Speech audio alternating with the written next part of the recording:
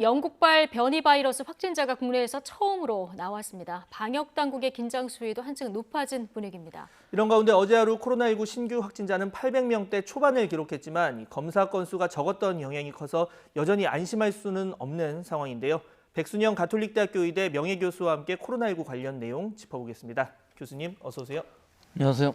예, 자 교수님, 방역 당국이 영국발 변이 바이러스 막기 위해서 부단 이제 긴장도 하고 그랬는데 지난 22일 영국에서 들어온 입국자 3명한테서 이제 확인이 됐습니다. 이제 처음으로 지금 국내에서 이 변이 바이러스 확인이 된 거죠. 오히려 그 일산에 13일 날 귀국하신 분 돌아가신 후에 예. 확진이 됐는데 여기가 변이주가 혹시 있지 않을까 우려가 됐었는데 이 결과는 이 결과는 아직까지는 아직 안 안 나온 나오고 거죠. 있습니다. 예. 그렇지만 지금 22일 날 입국하신 가족들 중에서 3분이 변이주가 확인이 돼서 정말 우려했던 일이 현실로 되었는데요. 그만큼 이 영국에서 최근에 발생하는 이 변이주가 상당히 확산세가 빠르다는 것을 알 수 있는 네. 부분이 있고요. 예. 이미 영국에서부터 시작해서 유럽에는 상당히 많이 퍼져 있는 것으로 보여요. 근데 우리나라랑 좀 다르게 많은 사람들을 전수 검사하면서 이 유전자 전형 비서를 검사를 잘 하지 않기 때문에 즉 비율이 너무 작기 때문에 어느 정도까지 확산되어 있는지 지금 현재는 알 수는 없는 상황이지만 상당히 많이 있는 것으로 보이고 사실은 미국의 경우에 있어서도 거의 검사를 하지 않아서 그렇지 상당히 많이 퍼져 있는 것으로 안토니 파우치 소장이 지금 예견을 하고 있거든요. 예. 그러니까 이 상황이 지금 어느 정도까지 퍼질 수 있는 것인지 또 이것이 얼마나 전파력이 더 강한 것인지 사실은 이게 실험적으로 70%라고 하는 것이지 실제 역학조사에서 70%가 더 강해진다는 것, 또 감염 재생진 지수가 0.4나 높아진다는 것, 이거 굉장히 강력한 부분이거든요. 예. 이런 부분은 좀 더 조사가 되어야 될 것으로 봅니다. 지금 각국에 유입되는 걸 봤을 때 지금까지는 전파력이 한 70% 정도 더 높다 이런 결과치가 있었는데 이것보다 더 높을 수도 있다. 교수님 이렇게 글쎄 더 보시는 높을지 더 낮을지 거기까지는 예. 모르겠습니다만 0.4를 감염 재생산 지수를 높인다는 것은 굉장히 큰 거죠. 강력한 것이거든요. 예. 그러니까 이 상황에서 우리가 그럼 방역 수칙들을 얼마나 바꾸면서 할 수 있을지 거의 불가능해 보이는데요. 지금 상황에서 2m 거리 두기를 지금 안전하다고 보고 있지 않습니까? 하지만 이 바이러스가 전파력이 더 강하다면은 사실은 그것도 바꿀 수도 있는 상황이긴 한데 지금 전 세계적으로 봤을 때에는 이 바이러스가 그렇게까지 전파력이 강하냐, 과연 영향을 줄 것이냐 하는 것은 우리가 이거 G 바이러스 처음에 생겼을 때도 뭐 10배가 강하다고 그랬었는데 지나고 보면은 뭐 거의 비슷한 상황으로 즉 전에 거보다 전파력은 더 강하지만 큰 영향은 없는 것으로 보이는 것이 오히려 접촉이라든지 이런 부분들이 더 많은 감염에 영향을 주기 때문에 밀접 접촉이 더 중요하다고 보겠습니다. 예. 네. 교수님, 이 영국발 변이 바이러스 가장 우려되는 게 이 공항 검역이나 아니면 자가격리 도중에 거르지 못해서 이 지역사회에 노출이 되는 경우일 텐데요. 그러니까 가까운 일본에서는 아까 뭐 얘기를 했지만 공항에서 음성 나왔고 이후에 자가격리 중에 양성 판정을 받은 경우가 있었습니다. 물론 뭐 격리 중이긴 했지만요. 그래서 더 자가격리 수칙 준수, 특히 뭐 영국 갔다 오신 분이나 뭐 해외 갔다 오신 분들은 지금 뭐 14일 동안의 자가격리 기간 의무화하고 있지만 수칙 준수가 더욱 중요해질 것 같거든요. 그러니까 여기 외국인 같은 경우에서는 시설 격리를 하기 때문에 큰 문제가 없습니다. 이 감시도 되고 여러 가지 체크가 되는 반면에 우리 내국인들인 경우에 있어서는 자기 집에서 자가 격리를 하고 있을 경우에 있어서는 사실은 간간이 좀 수칙을 위반하는 경우들이 네. 있어서 실제 지역 사회에 전파 가능성이 없는 것은 아니거든요. 또 음성에서 양성으로 바뀌는 분들이 양성으로 바뀌는 그 시기가 언제냐가 문제인데 예. 사실은 2주이기 때문에 자가격리 해제하면서는 우리가 지자체에 따라서는 검사를 안 하는 경우들도 있었어요. 근데 지금 강화해서 지자체에 상관없이 무조건 다 자가격리 해제할 시에는 PCR 검사를 하는 것으로 했고 또 입국할 때에도 사흘 안에 진단 검사를 받으면 됐었거든요. 네. 그 부분도 전수 검사를 해서 처음부터 검사를 하고 2주 동안에 이 방역 수칙 잘 지키는 것, 즉 자가격리 수칙 잘 지키는 것이 지역사회 전파를 막는 길이라고 하겠습니다. 지금 왜 직항만 금지하느냐, 영국발 경유항공편도 좀 막는 게 어떠냐 이런 의견. 그러니까 일본 같은 경우는 지금 외국인에 대한 비자 신규 발급 아예 중단을 했는데 뭐 이런 지적에 대해서 방역 당국은 뭐 14일 격리, 그러니까 입국 시에 격리 의무화 있으니까 이 부분은 그래도 좀 더 상황 지켜보자라고 얘기하고 있는데요. 괜찮을까요? 글쎄요, 괜찮다기보다 이게 완벽한 검역이라는 건 사실 불가능한 상황이라 우리나라에 GV 바이러스가 들어온 것도 사실은 어떻게 해서 들어왔는지 모르는 상황들이거든요. 즉 검역을 100% 한다 할지라도 유럽에도 지금 많이 퍼져 있다 그러면 경유를 막는다고 해서 될 일도 아닌 것으로 예. 보이고요. 또 미국으로부터 들어오는 것도 막을 수가 없는 상황이기 때문에 일본처럼 외국인 전체를 비자를 안 준다 그러면 그 중요한 방법이 되겠지만 우리나라 상황에서는 일본만큼 그렇게 강력한 조치는 아마 취하기 어려워 보이고요. 뭐 경제 네, 영향도 여러 가지 있고. 경제적인 면에서 봤을 때 그 정도까지 강한 것은 어려워 보이고 이 들어오는 사람들이 얼마나 확진이 되느냐, 그 확진된 사람들이 그 바이러스를 갖고 있느냐 안 갖고 있느냐를 모니터링한 게 훨씬 더 중요해 보입니다. 예. 자, 현황도 좀 보겠습니다. 어제 하루죠. 코로나19 신규 확진자 808명. 저희가 이제 1200명대 수치까지 봤는데요. 808명 오늘 나왔습니다. 검사 건수는 한 절반 정도 되는 것 같은데요. 감안해서 봤을 때 교수님 좀 긍정적으로 볼 수 있는 부분이 있습니까?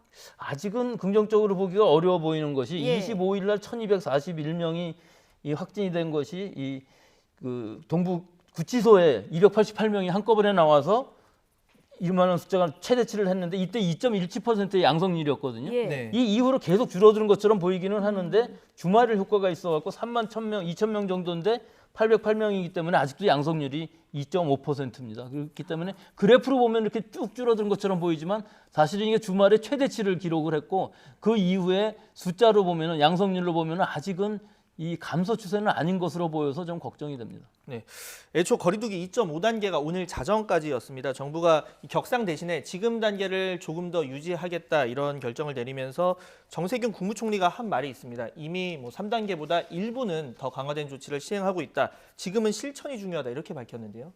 예, 그 말씀도 맞는 것으로 보이는 것이 23일, 24일 날 이 전국적으로 5인 이상 모임 금지를 했기 때문에 우리 네. 국민들이 이 부분만 잘 지키신다면 사실 많이 떨어질 수가 있는 부분들이 있고 또 그 이외에도 여러 가지 방역 당국에서 지금 하고 있는 조치들 또 12월 8일 날에 2.5단계가 한 2주 정도 지나고 거의 3주가 가까이 돼가고 있는 상황인데 네. 이때 이제 방역 효과라는 것은 감소 추세는 아니지만 일단 대규모의 그 확산 추세는 분명히 억제가 되고 있고 지금 정체된 상황에서 조금 더 줄어들면 좋겠는데 우리 국민들의 이동량도 줄어들고 있다는 것, 예. 또 병상 문제에 있어서도 좀 의료 체제가 지금은 받쳐줄 수 있다는 것, 이런 여러 가지들을 합쳐서 아마 그 5인 이상 모임 금지의 효과를 좀 기대해 보면서 이번 주 다음 주에 감소 추세를 기대하면서 2.5단계를 그대로 한 것으로 보입니다. 근데 국민 한 사람 한 사람이 실천이 더 중요하다. 단계를 격상하는 것보다 이렇게 보시는 거군요. 일단 3단계를 했으면 좀 더 일찍 했으면 어느 정도 방역 통제 효과가 있었을 것으로 보이지만 지금 상황에서 지금 보면 시점에서. 지금 시점에서는 이 정도의 통제 또 예. 우리 국민들이 이번 겨울을 잘 지내기 위해서는 연말 연초까지 1월 3일까지 완전히 모임을 금지하고 가족 간의 모임도 가능한 한 자제하시면은 어느 정도 통제는 가능할 것으로도 보입니다. 예.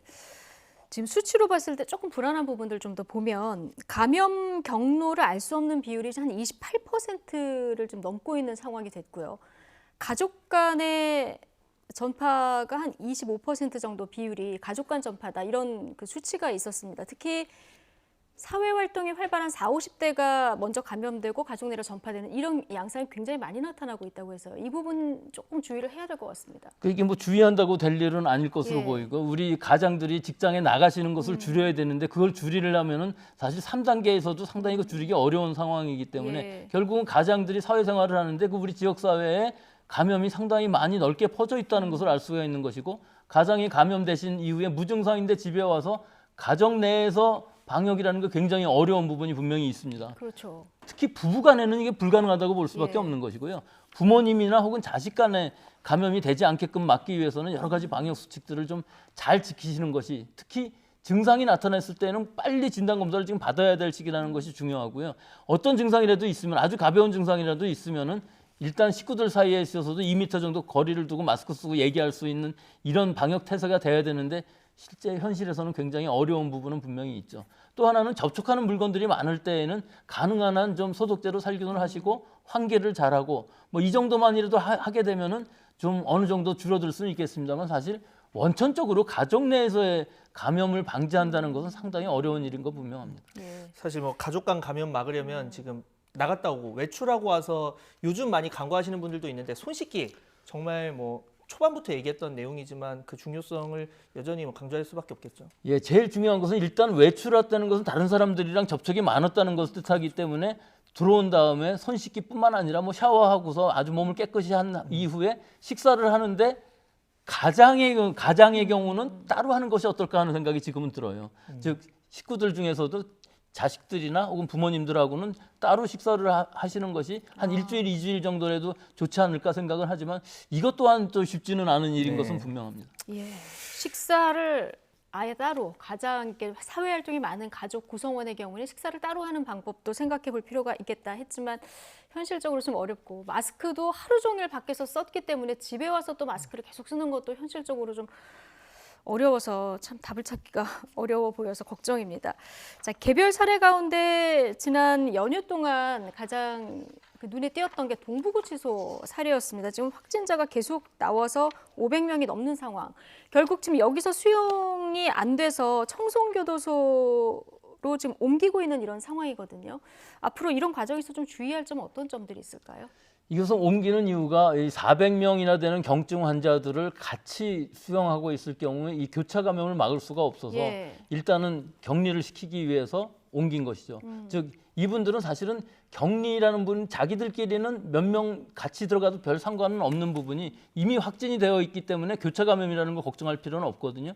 하지만 문제는 여기에 교도관이라든지 종사자 같으신 분들은 어떻게 해든지 접촉이 가능할 수밖에 없어서 이분들이 결국은 출퇴근을 하게 되면 지역사회에 접점이 생기는 것이거든요. 예. 그럼 집에 갔을 때 과연 얼마나 방역수칙 잘 지키면서 우리 식구들하고의 접촉을 줄일 수 있느냐는 것이 제일 관건이라고 볼 수가 있고요. 예. 특히 여기서 증상이 만약에 조금이라도 나타났다고 하면 누구든지 식구들이든지 본인이든지 나타났다고 하면 바로 진단검사를 받아서 조기에 차단하는 방법이 필요할 것인데 결국은 100% 막을 수는 없다는 것이 상당히 힘든 문제고 지금 재소자 400명들 중에서 또 얼마나 중증 환자들이 나올 수 있는 것인지 그 부분은 아직은 예상이 안 되고 있지만 실제로는 이 증상이 나타나는 사람들은 병원으로 입원해야 되지만 지금 이 청송교도소인 경우에 있어서는 생활치료센터의 개념으로서 지금 격리를 한 상황이거든요. 그래서 예. 여기서 증상들을 잘 모니터링하면서 여러 의료진들께서 이제 판단을 해서 좀 고령자이시거나 기저질환이 있으신 분들은 바로 증상이 나타나면 빨리 입원을 시키는 이런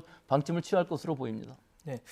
그래서 지금 뭐 교도관이 만약에 격리가 될 경우는 집이 아니라 시설에 격리를 시키겠다 뭐 이런 방침도 내놓고 있지만 가장 중요한 건 이제 확진 자체가 안 나오는 게 좋을 텐데 자, 교도소 내에서 요즘은 대면 감염보다는 환경 감염이 많은 사례니까 이런 상황이면 소독이나 환기, 뭐 검사도 좀 많이 필요하겠네요. 이 집단 생활을 하는 시설 안에서 그 전에 일본의 크루즈선 같은 경우에 있어서 환경 검체를 조사해 보면 굉장히 많은 이 바이러스가 나왔었거든요. 지금 무증상 환자의 백엔닉 같은 데에서도 바이러스가 나올 정도이기 때문에 이런 경우들에 있어서는 사실 환경 중에 얼마나 바이러스가 있는지 주기적으로 좀 모니터링을 해볼 필요가 있고요. 특히 예. 지금 이 청송교도소 같은 경우도 아직 확진자가 더 증상을 많이 나타내지는 않았지만 이 주변에 과연 얼마나 환경 검체 중에서 바이러스가 있는가를 모니터링함으로 해갖고서 밖으로 그 교도관들이라든지 접촉하시는 분들이 감염이 되지 않게끔 막을 수 있는 이런 감염 원내 감염은 아니지만 교도소 내 감염 관리가 좀 굉장히 많이 필요한 시기라고 보겠습니다. 예, 백신 얘기 마지막으로 짧게 여쭤보겠습니다. 어제 이제 노영민 비서실장이 2월부터는 노약자 의료진 접종 시작한다. 우리 뭐 생각보다 그렇게 늦은 거 아니다 이런 얘기를 했었는데 아스트라제네카가 이제 가장 빨리 들어올 것으로 예상이 되는 상황인데요. 이게 조금 불안했었는데 영국에서 며칠 내 승인이 날 것이다 이런 보도가 나왔어요. 그리고 1월 4일부터는 영국에서 접종을 시작한다 이런 보도가 나왔는데 조금 희망적으로 받아들여도 될까요? 이거 굉장히 희망적이죠. 예. 1월 4일부터 접종하는 것은 아마 틀림이 없을 것으로 보이는데 승인을 원래는 28일 정도에 날 것으로 그 오늘이거든요. 네. 근데 영국 날짜로 어제 미리 한다고 했었는데 아마 좀 여러 가지 논란이 있는 것으로 보입니다. 이것이 3상 결과가 잘 나오기는 했지만 여러 가지 그 효과 면에 있어서 증명할 부분들이 많이 있어서 이것들이 예. 오늘 정도 나오면 좋겠는데 이거 승인이 된다 그러면 1월 4일부터 이제 접종이 시작될 것으로 보이고 영국 내에서. 예, 영국 내에서 최초 접종이 시작되지만 사실은 2회 접종이기 때문에 한 달이라는 시간이 더 걸려야 이제 면역력이 생길 것으로 보이고 부작용도 2회 때 부작용이 항상 더 큰 부분이 네. 있어서요.